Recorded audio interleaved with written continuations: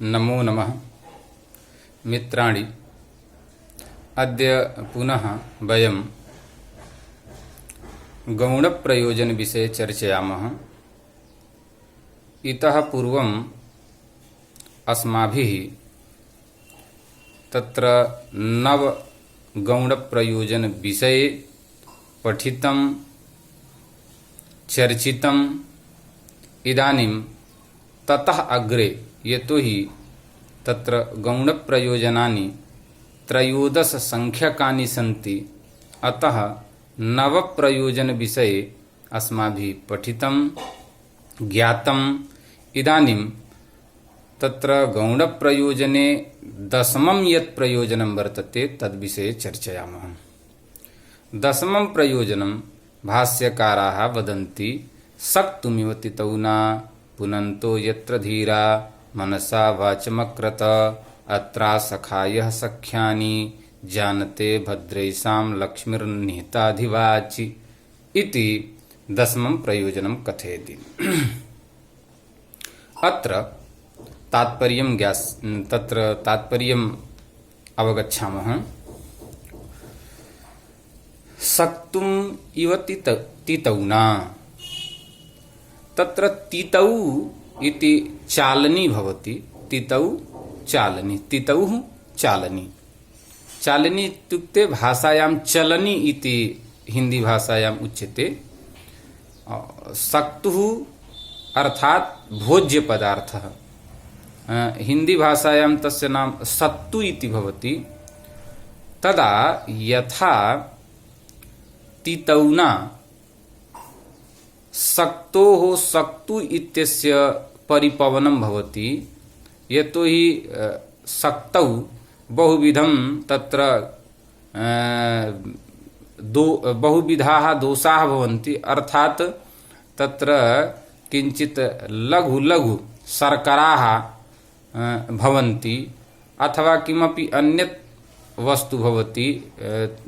तत्र तुषि इत्यादिकं भवति। तेषां समेषां परिपवनं तत्र तितौ करोति।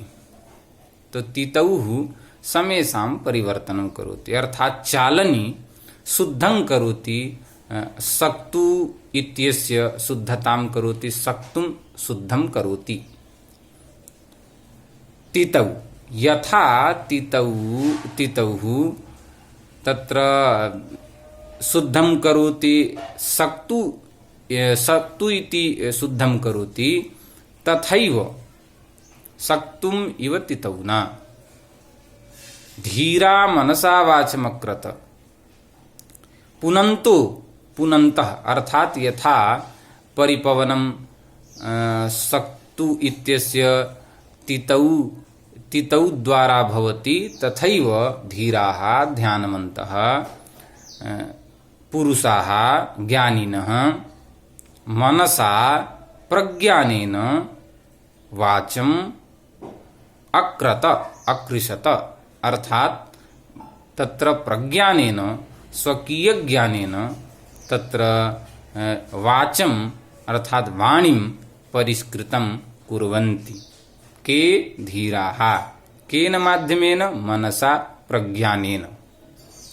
एते शब्दाः अपशब्दाः, एते शब्दाः शुद्धशब्दाः इति कृत्वा ते स्वविज्ञानेन स्वज्ञानेन स्वप्रज्ञानेन उभयोः तत्र पार्थक्यं कुर्वन्ति।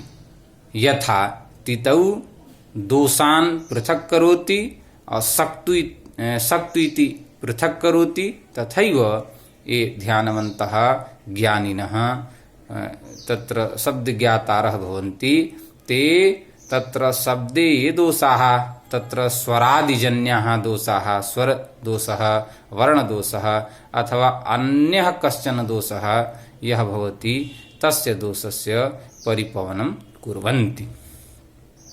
तो सक्तुमिव तितौ न पुनन्तो यत्र धीरा मनसा वाचमकृत अत्र सखायः सख्यानि।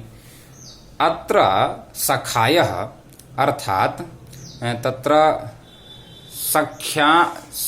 सखायः सख्यानि अर्थात सखी भाव मैत्रीभावम् सख्यायः सन्तः सख्यानि जानते। तो सखायः सन्तः सख्यानि जानते अर्थात मैत्री भावेन तत्र सखायः सख्यानि जानते अर्थात सख्यानि जानते इत्यस्य तात्पर्यं वर्तते तत्र तस्य शब्दस्य ज्ञानं कुर्मः तस्यैव तत् यद् वर्तते सखी भावेन मैत्री भावेन तस्य शब्दस्य ज्ञानं कुरुते। सख्यानि जानते अर्थात तत्र शब्दस्य सखी भावेन ज्ञानं क्रियते। सख्यानि जानते। अग्रे अत्रा सखाय सख्यानि जानते भद्रैषां लक्ष्मीर्निहिताधिवाची कथयति। किमर्थं कावश्यकता वर्तते यत् व्याकरणस्य तदा कथयति नान्यः पन्था विद्यते यनाय। तत्र वेदाः वेदेषु अपि आगच्छति यत् ज्ञानातिरिक्तं तत्र किमपि साधनं नास्ति येन मोक्षप्राप्तिः भवेत्। ऋते ज्ञानान्न मुक्तिः। य एष तत्रापि उच्यते य एष दुर्गो मार्गः वा एकगम्यो वाग्विषयः। तो वाण्या एव एतत् ज्ञानं कर्तुं शक्नुमः। मोक्षस्य प्राप्तिं सायुज्यस्य प्राप्तिं कर्तुं शक्नुमः। अतएव सख्यानि जानते सायुज्यं जानते प्राप्यते। कथं? तो अनेन शब्दज्ञानेन। कुतः? तो अग्रे कथयति यतो हि ये धीराः पुरुषाः भवन्ति तेषां वाण्यां तत्र लक्ष्मीः निवसति, लक्ष्म्याः वासः भवति। अतएव सः तत्र ऐश्वर्यशाली भवति अथवा सः मोक्षाधिकारी भवति। अनेन प्रकारेण तत्कथयति शक्तुमिव तितौ न पुनन्तो यत्र धीरा मनसा वाच मक्रत अत्रा सखाय सख्यानि जानते भद्रेषां लक्ष्मीर्निहिताधिवाची इति तत्र भाष्यकारेण प्रयोजनम् उक्तम्। अग्रे एतद् दशमं प्रयोजनम् आसीत्। एकादश प्रयोजनं भवति। तत्र सारस्वतीम् इति प्रतीकम् आदाय भाष्यकाराः वदन्ति याज्ञिकाः पठन्ति आहिताग्निः अपशब्दं प्रयुज्य प्रायश्चित्तीयां सारस्वतीम् इष्टिं निर्वपेत्। अर्थात आहिताग्निः यः वर्तते यज्ञकर्ता यः वर्तते सः अपशब्दं प्रयुज्य अपशब्द भाषणं कृत्वा प्रायश्चित्तार्थं सारस्वतीम् इष्टिं निर्वपेत्। प्रायश्चित्त अर्थात तस्य दोषस्य अपशब्द प्रयुक्त यः दोषः वर्तते, प्रयुक्तः यः दोषः वर्तते तस्य दोषस्य निवारणार्थं तस्य दोषस्य निवृत्त्यर्थं प्रायश्चित्तार्थं तत्र सारस्वतीम् इष्टिं निर्वपेत्। भाष्यकाराः कथयन्ति यदि वैयाकरणः भविष्यति चेत् तत्र अपशब्दस्य प्रयोगः एव न भविष्यति चेत् सारस्वती इष्टि इत्यस्य प्रायश्चित्तार्थं या सारस्वती इष्टि तत्र कर्तव्या भवति तस्याः इष्टेः आवश्यकता न भविष्यति। अतः प्रायश्चित्या मा भूम इत्यध्येयं व्याकरणम् इति सारस्वतीम् एकादश प्रयोजनस्य एतत् तत्र विषये एतत् भाष्यकारेण उक्तम्। अग्रे तत्र द्वादशं प्रयोजनं वर्तते तस्य विषये वदति। किं? तत्र दशम्यां पुत्रस्य इति कृत्वा ते वदन्ति तो तत्रापि दशम्यां पुत्रस्य इति प्रतीकम् आदाय भाष्यकाराः वदन्ति याज्ञिकाः पठन्ति दशम्युत्तरकालं पुत्रस्य जातस्य नाम विदध्यात्। एतत् श्रुतिवाक्यं वर्तते द्वादशेन्हि पितानां कुर्यात्। यदा तत्र बालकस्य जन्म भवति तदा जन्मानन्तरं द्वादशेन्हि पित्रा नामकरण संस्कारः क्रियते। तस्यैव नाम भवति नामकरण संस्कारे इति। तस्य नामकरण संस्कारस्य विषये एका जिज्ञासा भवति यत् नामकरण संस्कारः यदा भवति तदा तत्र नाम कीदृशं भवेत्। कीदृशं यतोहि वयं पश्यामः अस्मिन् लोके यत् नाम इत्यस्यापि प्रभावः व्यक्तिषु भवति। यदि कश्चन सुष्ठु नामधेयः वर्तते, समीचीनः नाम समीचीनं तत्र नाम कस्यापि वर्तते तदा सः समीचीनं कार्यं करोति।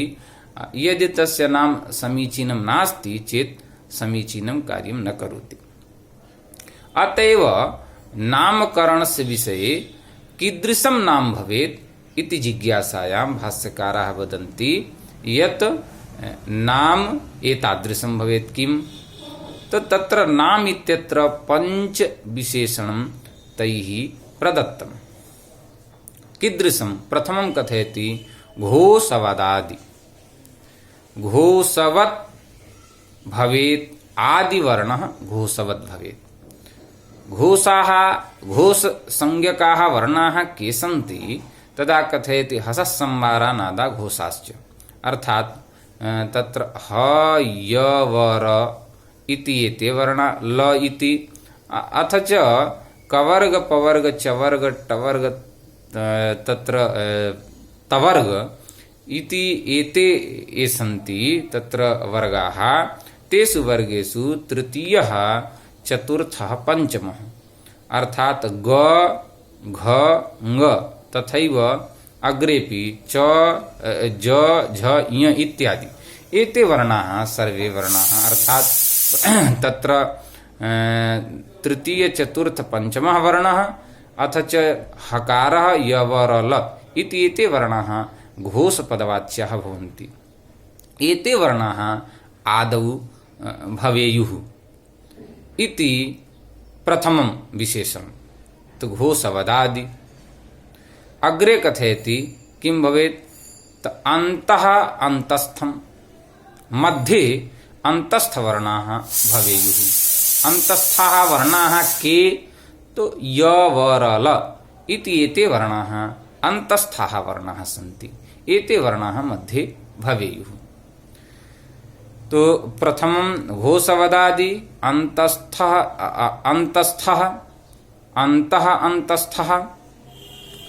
तृतीयम् अवृद्धं, वृद्धि संज्ञा भवति आ ऐ औ इति एते वर्णाः न भवेयुः। अवृद्धं।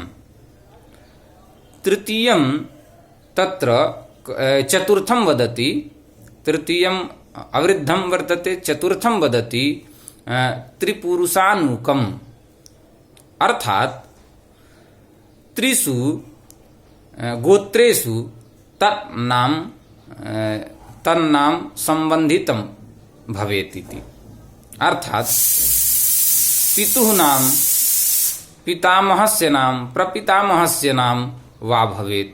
अर्थात् पिता पितामह प्रपितामहादिना तत्र संबद्धः नाम भवेत्, संबद्धं नाम भवेत्। तदतिरिक्तम् अग्रे कथयति अनरिप्रतिष्ठितम्। अनरिप्रतिष्ठितम्, अनरिप्रतिष्ठितम् इत्युक्ते भगवतः ये तत्र शत्रवः, प्रसिद्धाः शत्रवः आसन् आरयः आसन् तत्र प्रसिद्धि मा भवेत्। अर्थात यथा रावणः, तो रावणः आसीत्, अतएव अस्मिन् लोके भद्रपुरुषाणां संज्ञा रावणः इति न पश्यामः, अथवा कंसः, अथवा हिरण्याक्षः, शिशुपालः इत्यादि एतानि नामानि न भवन्ति। यतोहि भगवतः एते अरयः आसन्, अतः अरिषु एषा संज्ञा प्रसिद्धा वर्तते। अतएव या संज्ञा अनरिप्रतिष्ठितं भवेत्, अर्थात शत्रुनाम न भवेत्, सा संज्ञा कर्तव्या, तादृशं नाम कर्तव्यम्। अतएव तत्र एतादृशमपि नामकरणं न क्रियते। एतादृशं पंचगुणविशिष्टं नाम यद्भवति, अर्थात घोषवदादि, द्वितीयम् अन्तः अन्तस्थम् अवृद्धं त्रिपुरुषानुकम् अनरिप्रतिष्ठितं तद्हीनां प्रतिष्ठिततमं भवति इति भाष्यकाराः वदन्ति। प्रतिष्ठिततमम् अत्यन्तं प्रतिष्ठितं भवति इति प्रतिष्ठिततमं भवति। प्रतिष्ठाम् अतिशय प्रतिष्ठां प्राप्नोति एतादृशं नामीति। अग्रे पुनः कथयति द्व्यक्षरं चतुरक्षरं वा नाम कृतं कुर्यान्न तद्धितं। द्व्यक्षरं नाम भवेत्, चतुः अक्षरं वा नाम भवेत्, कृतं भवेत्, कृदन्तं भवेत्, न तद्धितं, तद्धितान्तं मा भवेत्। एतत् सर्वं घोषवदादि अथवा तत्र अन्तः अन्तस्थं अवृद्धं तत्र कृदन्तं भवेत्, तद्धितान्तं मा भवेत् इत्यादिकं सर्वं कः ज्ञातुं शक्नोति? यः वैयाकरणः वर्तते, पदार्थज्ञः वर्तते, स एव ज्ञातुं शक्नोति। अतएव अग्रे भाष्यकाराः कथयन्ति न चान्तरेण व्याकरणं कृतः तद्धिताः वा शक्याः विज्ञातुं तस्मात् अध्येयं व्याकरणम्। अतएव नामकरणेपि शुद्धं परिशुद्धं प्रतिष्ठितं नाम भवेत्, प्रतिष्ठितमं नाम भवेत्, एतदर्थं व्याकरणम् अध्येयम्। अग्रे चरमं प्रयोजनम्, अन्तिमं त्रयोदशं प्रयोजनं वदति। सुदेवो असि